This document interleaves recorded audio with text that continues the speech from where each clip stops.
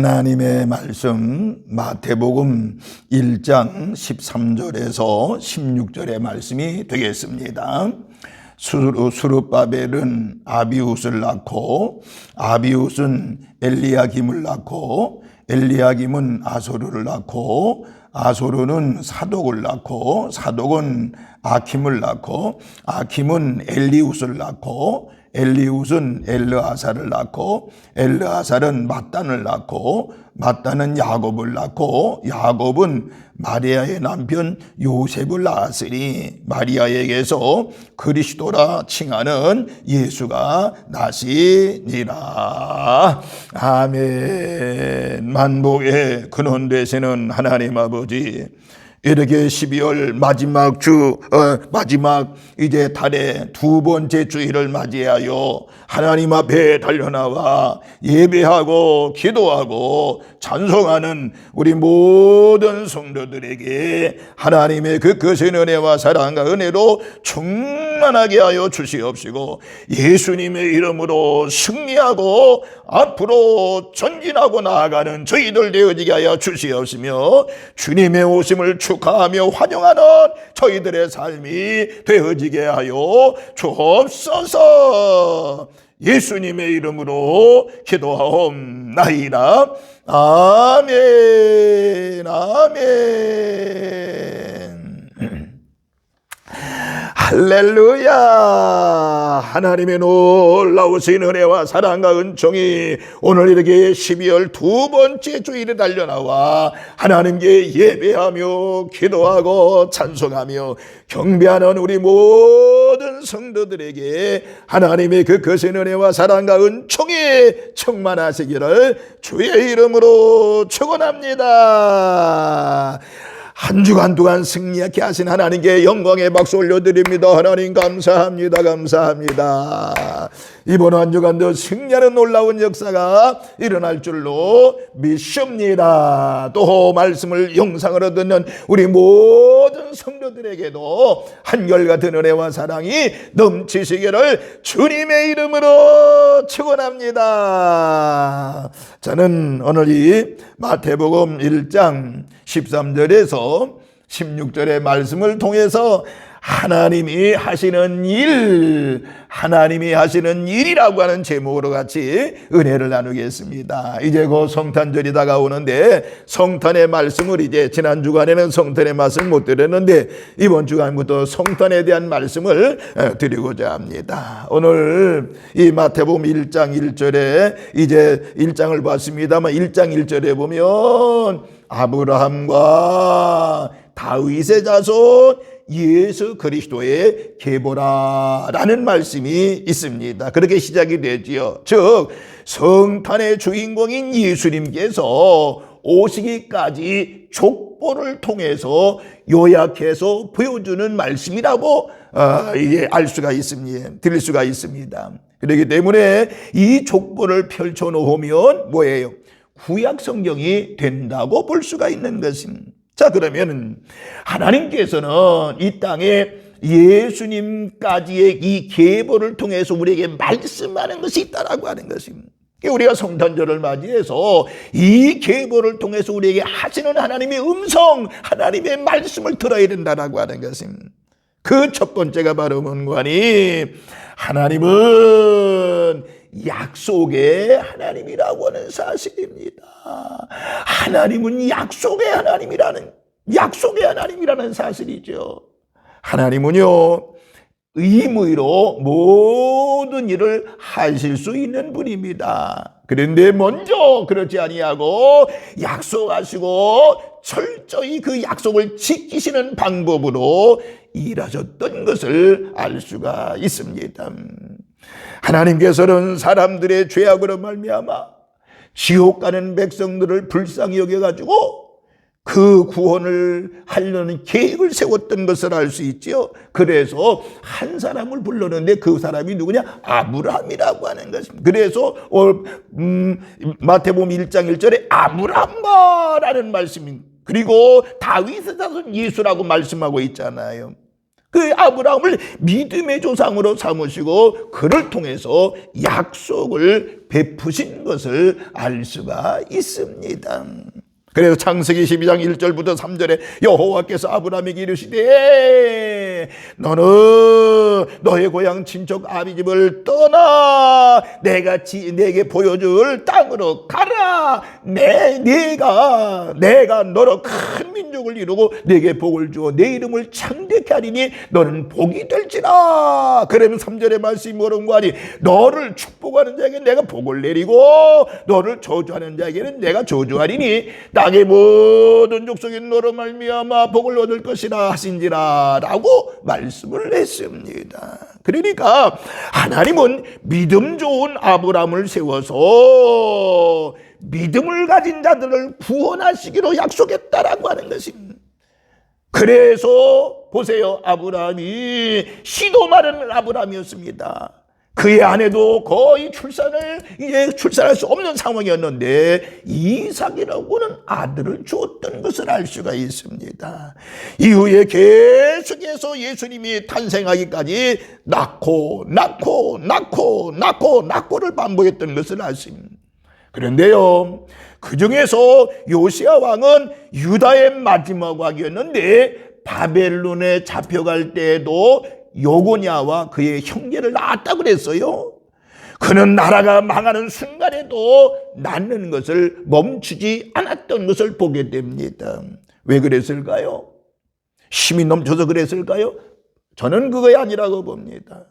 하나님께서 아브라함과 다윗의 법적 혈통을 통해서 예수님을 보내주시겠다는 약속을 이루기 위해서 낳기를 반복했던 것입니다. 설령 그 의미를 다 모르고 그랬을지라도 하나님은 그 일을 이루어 가셨던 것을 알 수가 있습니다. 여러분, 이와 같이 하나님은 약속의 하나님이신 것을 믿으시기를 주의 이름으로 축원합니다. 나라의 흥망생수를 뛰어넘어 역사하실 정도로 철저하신 분이 우리 하나님이십니다. 예수님은 그렇게 명맥을 이어서 이 땅에 오신 것입니다. 그러므로 예수님이 땅에 오신 것은 절대적으로 우연이 아니라고 하는 것입니다. 하나님의 철저한 계획이 있었고 하나님의 약속이 그 안에 있었다라고 하는 것입니다. 그리고 하나님의 선이었음을 알 수가 있는 것입니다. 사실 성령으로 잉태하여 오셨기 때문에 그대가 끊어져도 아무리 상관이 없습니다. 그러나 하나님은 아브라함의 믿음의 줄기와 다윗의 왕권을 가지고 오게 한다고 하는 약속대로 법적 혈통을 있게 하셨던 것을 알 수가 있는 것입니다. 이와 같이 하나님은요, 약속의 하나님이요, 우리 모두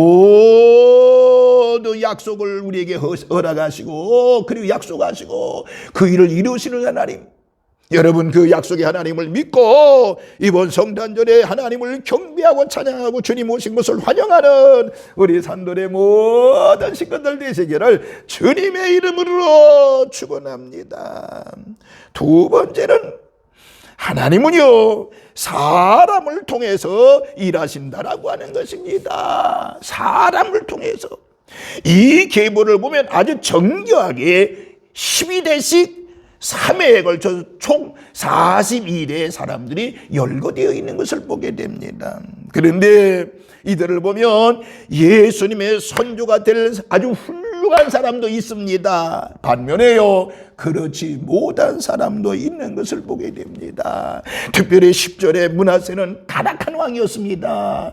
그의 아버지 시스기야는 믿음으로 국난을 극복한 아주 성스러운 그런 성군이었지만은 므낫세는 자기 자식을 불에 태워서 우상에게 바칠 정도로 사악한 왕이었습니다. 그뿐이 아닙니다. 예수님의 계보에는 5명의 여인이 기록되어 있잖아요. 여러분, 이 시기에는 여자들은 등한시 있던 시기입니다. 더군다나 족보에 오른다는 것은요, 있을 수 없는 이야기입니다. 보세요, 라합과 룻, 모두 이방 여인이었습니다. 다말은 이제 그리고 이제 예를 들면 다말, 라합, 룻, 우리아의 아내, 그리고 마리아를 볼 수가 있는 것입니다. 그런데 이 사람들이 당당하게 들어가 있잖아요. 이 이름들은 우리가 보기에 어떻게 보면 부끄러운 이름들입니다. 부끄러운 이름들입니다. 다말은요 유다의 며느리였습니다. 며느리와 통간해서 아들을 낳았잖아요. 라합과 룻은 모두 이방 여인이었습니다. 특히 라합은 기생이었다고 전했잖아요. 또 우리아의 아내를 통해서 다윗을 통해 솔로몬을 낳은 것을 보게. 그리고 마리아는 결정적으로 미혼모잖아요. 물론 성령의 잉태의 결과지만은 어쨌든 간에 그렇게 됐습니다. 예수님의 계보가 이 부정한 것들로 덮인 듯 인상을 주잖아요. 하나님은 왜 이런 것을 기록하게 했을까요? 다른 뜻이 있는 게 아닙니다. 하나님은요 완전한 사람을 찾으시는 것이 아니라 우리가 죄인임에도 불구하고 구원하시고 우리를 사용하신다는 것을 보여주기 위해서 그런 것입니다. 그러니까 하나님은 하나님께 나는 쓰임밖에 부족해요 라고 말하지 말아야 됩니다. 하나님 부족해도 우리를 잘라서 불러서 쓰시는 것이 아닙니다. 우리가 똑똑해서 쓰시는 것이 아닙니다. 우리를 부르셔서 죄인을 불러서 복의 통로로 삼으시려고 하는 것입니다. 그러니까 우리는 마리아처럼 대답할 줄 알아야 됩니다. 주여 주의 여종이 오니 말씀대로 내게 이루어지이다. 누가복음 1장 17절. 하나님은 이렇듯 그 사람들이 비록 죄인이라고 할지라도 가장 선한 것을 끌어냈던 것을 알 수가 있습니다. 하나님은 오늘도 부족한 우리를 부르신다라고 하는 것입니다. 하나님은 부족한 자를 불러서 하나님의 일을 하게 하신다라고 하는 것입니다. 제가 여러분 잘나서 주의 종이 돼서 우리 산울교회 목사가 된 것이 아닙니다. 여러분이 잘나서 주의 사역자로 삼으시고 여러분이 잘나서 장로님이 되어지고 권사가 되어지고 셀리더가 되어지고 아닙니다. 하나님은 사람을 통해서 일하시기 때문에 부족한 사람을 들어 사용하시고 역사하신다는 것을 이 성탄절을 기해서 여러분 아시고요. 반드시 여러분을 통해서 하나님이 일하신다는 이 사실을 기억하시면서 믿음의 연말을 잘 보내서 하나님께 충성된 일꾼으로 정리하시고요. 그리고 새로운 한 해를 맞이하는 우리 산돌의 모든 식구들 되시기를 주님의 이름으로 축원합니다.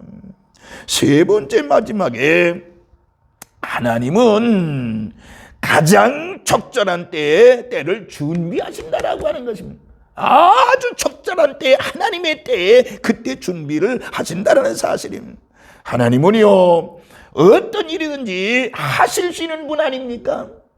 그런데 급하게 하지 아니하시고 부족한 사람들을 불러서 천천히 적절한 때에 하나님의 때를 준비하시는 것을 볼 수가 있는 것입니다. 예수님의 탄생일을 증명하는 것 아닙니까? 많은 성경학자들은 예수님의 탄생으로 진정한 세계화가 이루어졌다고 말합니다. 이렇게 이스라엘의 작은 굴에 예수님 오셨지만은 그 제자들에 의해서 땅끝까지 복음이 전파되어 오늘날 우리에까지 여기까지 한반도에까지 오게 하신 것을 알 수 있습니다. 그러므로 하나님은요 약속대로 일하시는 분임을 믿으시기 바라고요.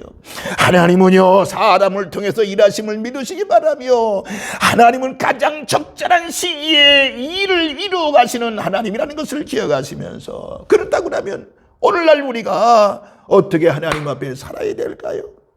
우리는요 하나님의 약속의 말씀을 붙들고 살아야 된다고 하는 것입니다. 그 약속의 말씀이 뭐예요? 바로 성경 하나님의 말씀을 이야기하는 거예요. 하나님의 말씀 속에는 이 약속이 얼마나 많아요. 그 약속을 믿고 살아야 된다고 하는 것입니다. 예를 들면 요한일서 1장 9절에 용서의 약속이잖아요. 만일 우리가 죄를 자백하면 그는 미쁘시고 의로우사 우리 죄를 사하시며 우리를 모든 불의에서 깨끗하게 하실 것이요 죄를 고백하면 우리 모든 죄를 용서하시다라고 하는 그 말씀 약속인 것입니다. 그때 용서하고 나면 하나님은 크게 들어서시는 것입니다. 두 번째는 임재 약속이잖아요. 임재 약속. 두세 사람이 내 이름으로 모인 것 나도 그들 중에 있다라고 마태복음 18장 20절에 말씀하고 있는 것입니다. 주님의 이름을 부르는데 하나님이 나와 함께 하신다. 임재 약속을 하고 있는 것이 오늘 이 자리에도 하나님이 함께 하실 것이고요. 여러분이 모이는 곳에 주일 저녁이든 이제 금요기도회든 셀 모임이든 모일 때 하나님이 함께 하실 약속의 임재 약속인 것입니다. 또 한 가지는 응답의 약속이죠. 요한복음 14장 14절에 내 이름으로 무엇이니 내게 구하면 내가 시행하리라고 말씀하고 있습니다. 이 바로 응답의 약속, 응답의 약속. 이 말씀을 믿는 저와 여러분이 되어지기를 바라고, 또 네 번째는 동행의 약속이잖아요. 마태복음 28장 20절에 내가 너에게 분부한 모든 것을 가르쳐 지키게 하라. 볼지어다 내가 세상 끝날까지 너희와 항상 함께 있으리라고 말씀하고 있는 것입니다. 하나님은 우리 곁을 절대 떠나지 아니하시는 분인 것입니다. 이와 같이 하나님의 약속, 용서의 약속, 임재의 약속, 그리고 응답의 약속, 동행의 약속, 이 약속의 말씀을 믿고 이번 12월 달에 하나님의 큰 은혜 가운데 승리하고 하나님의 일에 참여하고 동참하는, 그래서 하나님의 사랑을 받는 우리 산돌의 모든 식구들 되시기를 주님의 이름으로 축원합니다. 할렐루야. 그러가신 하나님 아버지 주의 사랑과 은혜를 진심으로 감사를 드립니다. 저희들 모두에게 은혜 위에 은혜를 도와여 주시옵시고 성령 충만, 은혜 충만, 능력 충만, 이 땅에 오신 예수님을 우리가 환영하며 그분과 함께 영원히 사는 하나님의 사랑을 받고 사는 저희들이 되어지게 하여 주옵소서. 오늘도 말씀을 듣고 말씀 속에 새로움을 결심하고 결단하며 하나님의 은혜 가운데 살기로 주여 결심한 우리 성도들에게 하나님의 그 크신 은혜와 사랑과 은총으로 함께하여 주옵소서. 하나님의 은혜가 우리 모든 성도들에게 넘칠 줄로 믿습니다. 감사드리며 예수님의 이름으로 축복하며 기도하옵나이다. 아멘. 아멘.